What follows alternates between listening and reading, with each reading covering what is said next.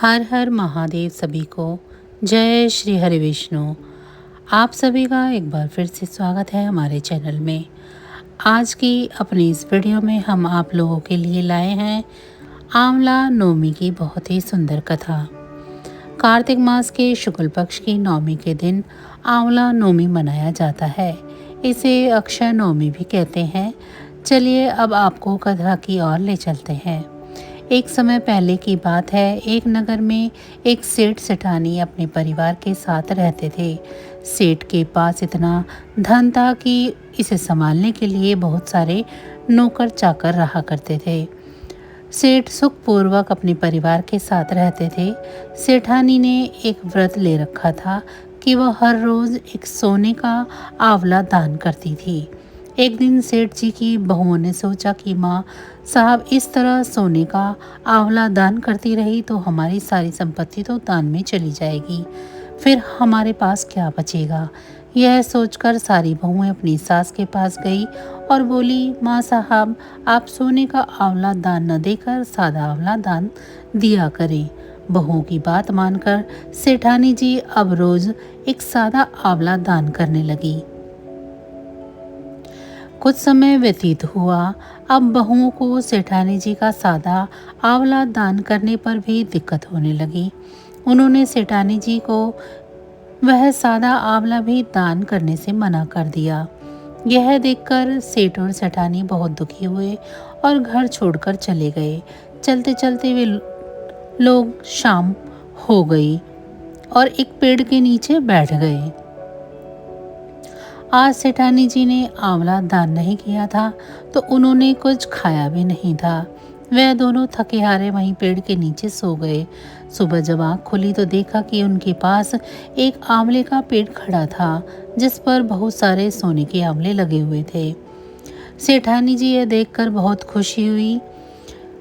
उन्होंने एक आंवला तोड़ा और दान कर दिया। फिर उन्होंने खाना ग्रहण किया। अब सेठानी हर रोज सुबह एक आंवला तोड़ती और दान कर देती और उन्होंने अपना पुराना व्रत वापस ले लिया था। वह हर रोज एक सोने का आंवला दान करने लगी। सेठ जी का कारोबार भी चल दिया। वह दोनों वहीं घर बनाकर रहने लगे। धीरे धीरे सेठ जी के पास बहुत सारा धन फिर से हो गया। नौकर चाकर फिर से काम करने लगे। उधर सेठ जी की बहू और लड़कों में खूब लड़ाई झगड़ा और कलेश होने लगा।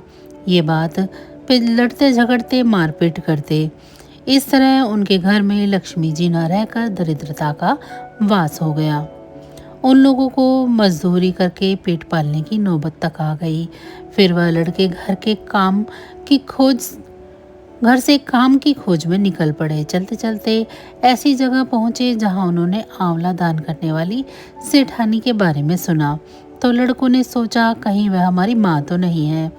फिर सोचा नहीं, उनके पास यह सब अब कहाँ से आएगा, उन्हें तो हमने कुछ भी ले जाने नहीं दिया था। ऐसा सोचकर वो सारे लड़के सेठ जी के पास काम मांगने पहुँचे। वहाँ पहुँचकर देखा यह तो हमारे माता पिता हैं।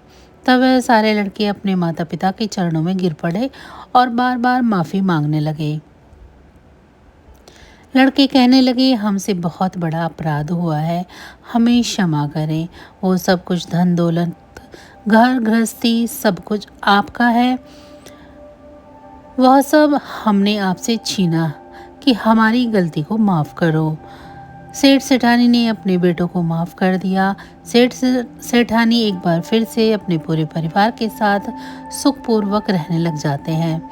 कहा जाता है कि आंवला नवमी के दिन ही भगवान श्री कृष्ण ब्रज की गलियां छोड़कर मथुरा चले गए थे और मान्यताओं के अनुसार आंवला नवमी के दिन जो भी स्त्री आंवला के पेड़ की पूजा करके उसके नीचे भोजन ग्रहण करती है तो भगवान विष्णु और भगवान भोलेनाथ उसकी सभी मनोकामनाएं पूर्ण करते हैं, उसे अखंड सौभाग्यवती का वर देते हैं और उसके संतान को निरोग और बुद्धिमान बनाते हैं।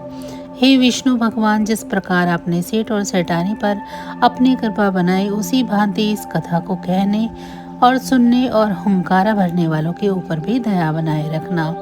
जय हो भगवान विष्णु, जय हो भगवान भोले। अगर आपको हमारा यह वीडियो अच्छा लगा हो तो प्लीज़ हमारे चैनल को लाइक और सब्सक्राइब अवश्य करें। आप सभी का बहुत बहुत धन्यवाद।